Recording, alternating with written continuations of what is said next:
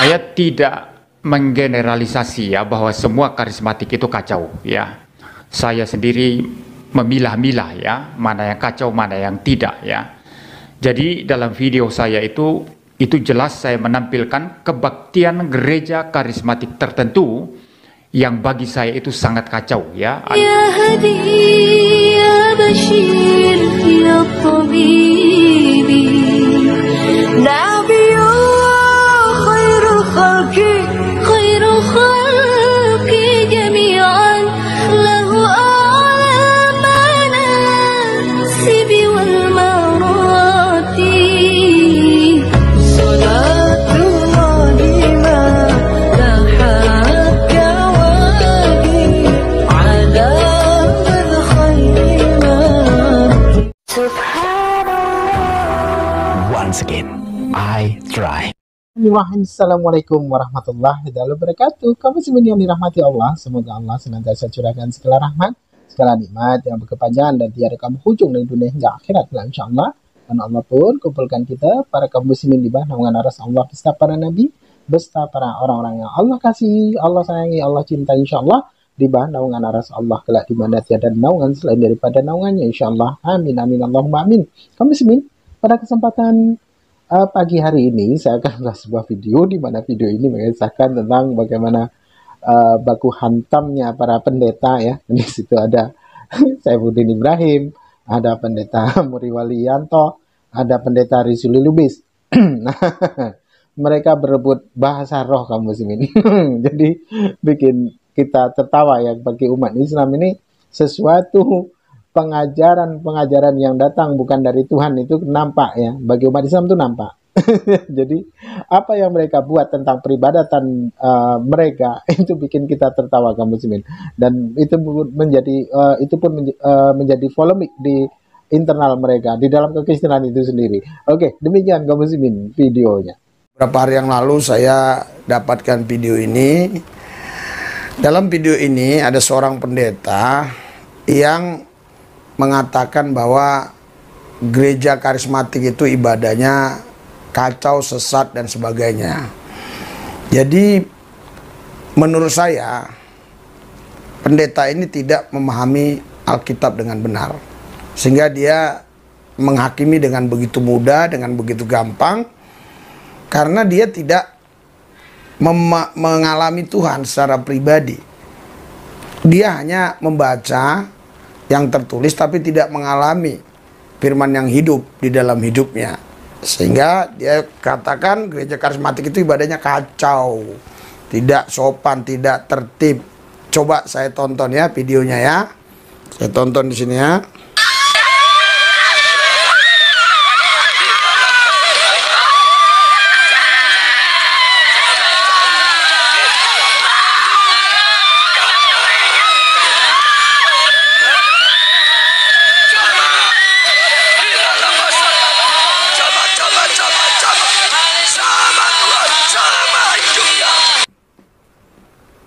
Ya, jadi itulah gereja yang dikritik oleh pendeta satu ini, pendeta Muri Wali ya.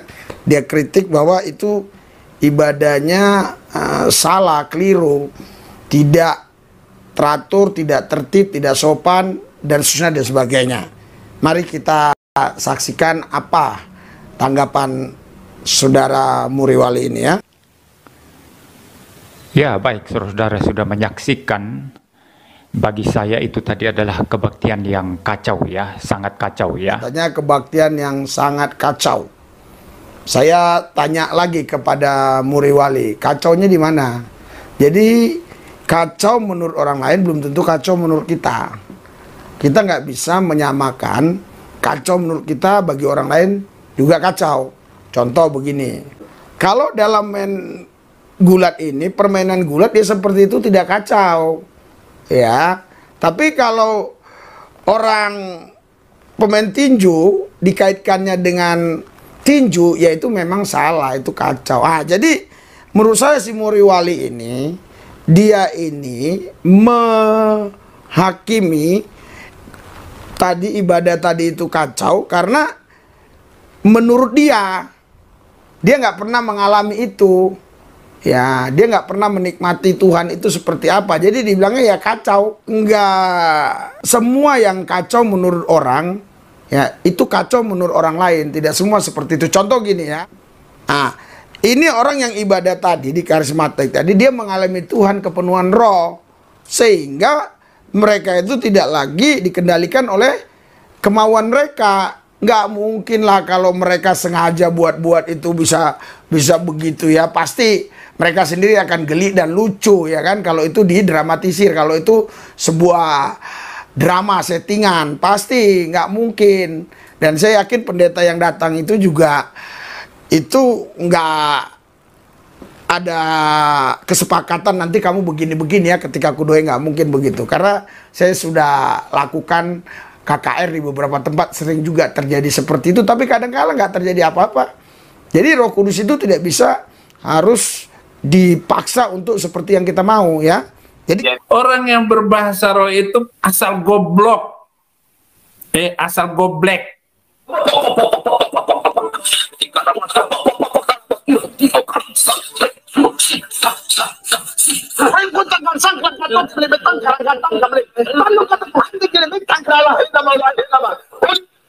Nah, jelas ya teman-teman. Orang yang berbahasa roh itu asal goblok, asal goblek, asal jeplak mulut. Nggak ada. Kan bohong. Bohong. Jangan percaya kepada orang Kristen ini, entah siapa yang ngomong. Para pemimpinnya sampai YouTubersnya nggak boleh dipercaya. Jangan percaya sama mereka, kalau apalagi kalau sudah pakai bahasa roh itu. Sampai sekarang saya nggak bisa bahasa roh. Kan bohong. Bohong. Itu setuju yes, walaupun nggak berani ngomong.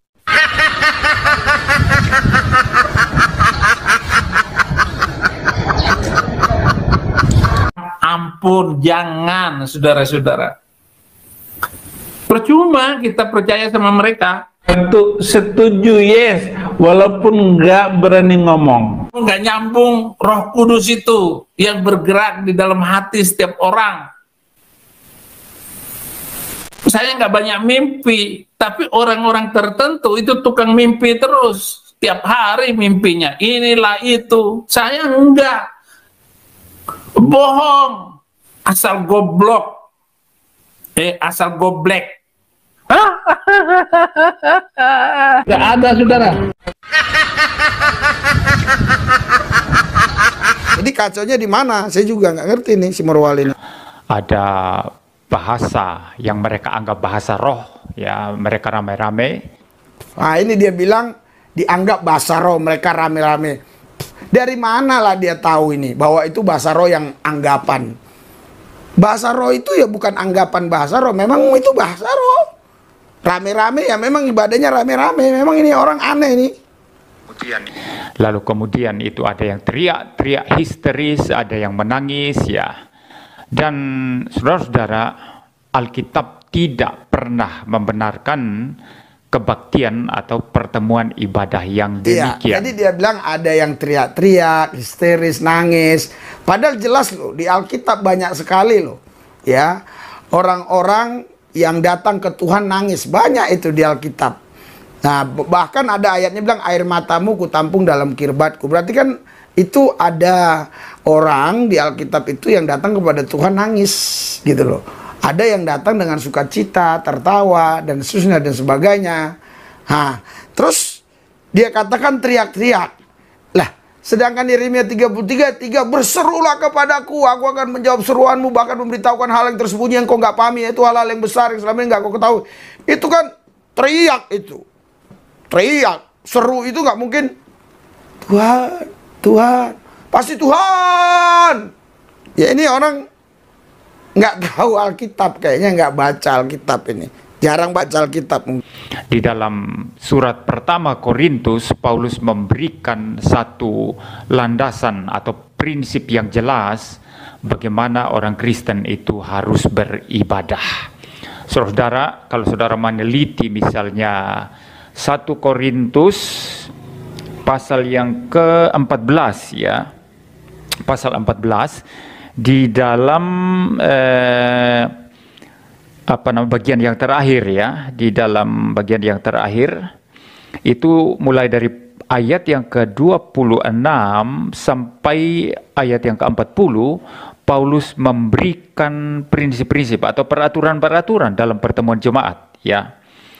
Karena jemaat di Korintus ini saudara, jemaat yang suka menonjolkan karunia-karunia roh yang mereka punya ya, karunia-karunia rohani yang mereka punya, termasuk bahasa roh dan lain sebagainya. Tetapi dengan situasi dan kondisi yang sangat-sangat kacau, sehingga Paulus merasa perlu untuk mendidik mereka dan menegur mereka dan memperbaiki apa yang salah di dalam jemaat Korintus ya. Dan sangat menarik bahwa di dalam ayat yang ke-40 dari pasal yang ke-14, Paulus memberikan satu prinsip yang sangat penting sekali. Jikalau orang Kristen itu mengadakan pertemuan ibadah, Paulus berkata apa? Tetapi segala sesuatu harus berlangsung dengan sopan dan teratur. Nah, lihat dia kan, dia mencomot satu ayat yang dia baca. Padahal ayat yang ke-1 ini itu berkaitan dengan ayat yang lainnya. Jadi ayat 40 itu berkaitan dengan ayat 1, ayat 2, ayat 3 sampai 40. Nah, dia mencomot ayat 40 saja yang dia dijelasin ayat per ayat. Sehingga dia menghakimi bahwa orang karismatik itu kalau ibadah katanya kacau. Ya. Nah, dia baca di sini ya. Saya lihat ya ayat 40 ya, 1-14 dan 40. Tetapi segala sesuatu harus berlangsung dengan sopan dan teratur. Jadi ini yang dia baca, dia nggak baca ayat 39. Karena itu saudara-saudaraku, usahakanlah dirimu untuk memperoleh karunia, untuk bernubuat. Ya kan? Bernubuat itu mengucapkan kata-kata yang sebenarnya orang lain belum bisa lihat, tapi orang yang dapat karunia nubuat ini sudah bisa lihat. Apa yang belum terjadi dia sudah bisa mengucapkannya. Ya. Janganlah melarang orang yang berkata-kata dengan bahasa roh. Jangan larang. Bahkan Paulus bilang, aku berbahasa roh lebih daripada kamu. Ya, jadi jangan larang orang yang berkata-kata dalam bahasa roh. Kenapa si Muriwali ini melarang orang berkata-kata dalam bahasa roh dan menghakimi bahwa itu adalah bahasa roh yang nggak jelas, nggak benar? Nah, ini kan udah keliru ini. Ini kan asumsi lagi karena dia nggak mengalami. Bagaimana sih orang yang nggak mengalami? Susah ya. Dulu juga saya begitu, saya bilang ini apa ini gereja ini? Apalagi kan saya dari Islam. Gereja ini kok begini, menyembah Tuhan gak sopan lah, tepuk tangan lah, iya kan? Joget-joget lah, nyanyi-nyanyi gak sopan. Kalau mau bicara tertib dan sopan, Muriwali, yang tertib dan sopan itu ya Islam itu. Masuk Islam lah kau, biar lebih tertib, lebih sopan. Itu loh. Jadi kita jangan membatasi karya Roh Kudus. Jangan. Iya. Nah, coba selanjutnya ya. Tuhan kita adalah Tuhan yang sopan dan teratur. Segala sesuatu. Nah, ini dia sudah sangat-sangat keliru. Tuhan kita Tuhan yang sopan dan teratur. Tuhan itu mau sopan sama siapa? Ini aja ngomongnya udah ngawur dia. Tuhan sopan sama siapa? Si Muriwali ini sepertinya mau jadi Tuhan supaya Tuhan itu sopan sama dia. Ini kalimatnya aja kata-katanya udah keliru ini. Ya. Ya Tuhan itu sopan. Tuhan mau sopan sama siapa? Oke lah, saya sebenarnya tahu apa yang dia maksudkan. Ya. Sesuatu yang kacau tidak mungkin berasal dari Tuhan. Segala sesuatu yang tertib, yang sopan, yang baik, yang teratur, yang berbobot, yang mulia. Jadi yang tertib, yang teratur, yang sopan, yang berbobot, ya itu yang dari Tuhan ya. Jadi dianggapnya ini ibadah yang tadi, ibadah karismatik yang tadi itu ibadah yang kacau karena dia menggunakan atau mencomot ayat 40 dari 1 Korintus 14. Tetapi segala sesuatu harus berlangsung dengan sopan. Sopan di sini jangan kita artikan sopan menurut manusiawi. Sopan di sini artinya dalam pandangan Tuhan, ya itu nggak ada masalah. Tuhan senang orang menyembah dia, haleluya, haleluya, haleluya, oh glory, glory, glory, terus bahasa-bahasa roh. Tuhan senang. Jadi kadang ya seorang bapak aja itu dengan bapak yang lain berbeda dalam memahami definisi sopan. Ada di keluarga-keluarga tertentu yang manggil bapaknya itu biasa aja namanya. Seperti istri manggil suami selalu panggil nama kalau di luar negeri sana di Amerika. Tapi kalau di kalangan orang Batak itu nggak sopan. Itu harus dipanggil bapaknya anaknya. Anak yang pertama itu misalnya anak saya kan Daniel. Pak Daniel, Bapak atau Pa. Begitu istri saya harus panggil saya Pa. Tapi kalau di luar negeri kan di Amerika itu biasanya panggil nama aja biasa. Tapi kalau di kalangan orang Batak gitu nggak sopan. Jadi sopan menurut Muriwali ini seperti apa ya? Jadi jangan sopan menurut aturan dia gitu loh. Dan teratur, tertib. Teratur itu seperti apa? Teratur baris berbaris di Indonesia dengan teratur baris berbaris di Malaysia mungkin berbeda, ya kan? Bahkan cara hormat di negara-negara yang lain juga mungkin ada sedikit berbeda dengan cara hormat di Indonesia. Apalagi kalau kita berbicara tentang suku.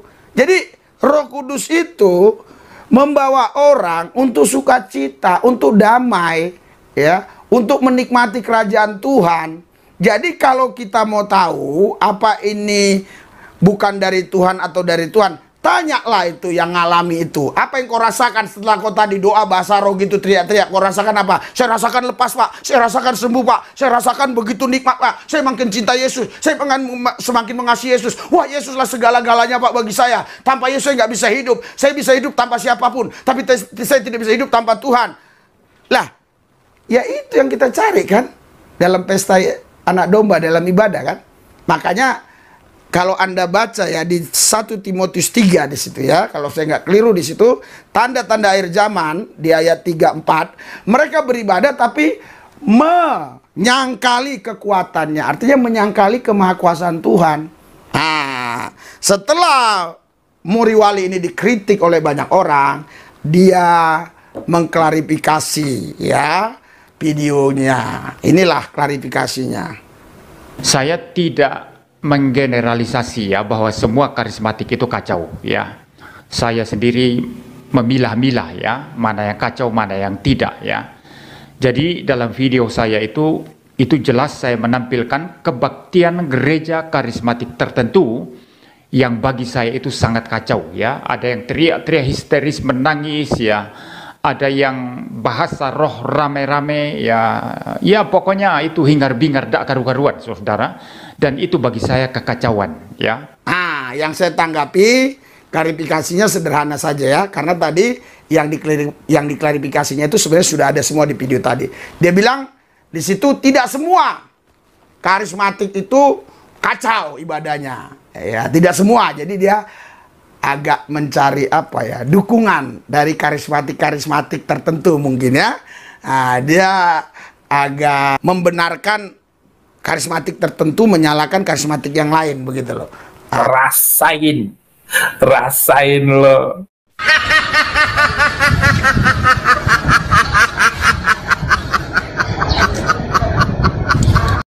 Demikian tadi kamu sini ya, yang dimana Pendeta Rizuli Lubis itu ya di mengomentari pendeta MYM ya. Jadi datang Saifuddin Ibrahim, dia tidak bisa berbahasa roh. Jadi orang berbahasa roh itu asal jeplak, asal mangap ya. Jadi bawaannya saya tuh kalau sudah nonton orang-orang Kristen itu ya, mereka itu sesama Kristen, sesama pendeta saling berseteru tentang keimanan mereka, tentang peribadatan mereka. Itu saya mbaknya mau tertawa ya. Karena memang satu dengan yang lain ini saling ngotot merasa benar gitu ya. Dan dalil-dalil pun tidak ada satupun mereka munculkan. Kalaupun ada dimunculkan, ya hanya malah menjadi polemik, malah menjadi kontradiksi satu ayat ayat lain dengan satu ayat dengan ayat yang lain gitu. Pokoknya lucu kalau sudah mereka yang berteka ya, berkelahi mulut, lalu saling serang, saling cakar, saling tanduk, saling tumbuk. Itu bikin kita tertawa, bikin kita ngakak, menjadi hiburan bagi umat muslim. Oke, demikian saja kaum muslimin yang dapat saya sampaikan dan saya akhiri video ini. Wassalamualaikum warahmatullahi wabarakatuh. يا هدي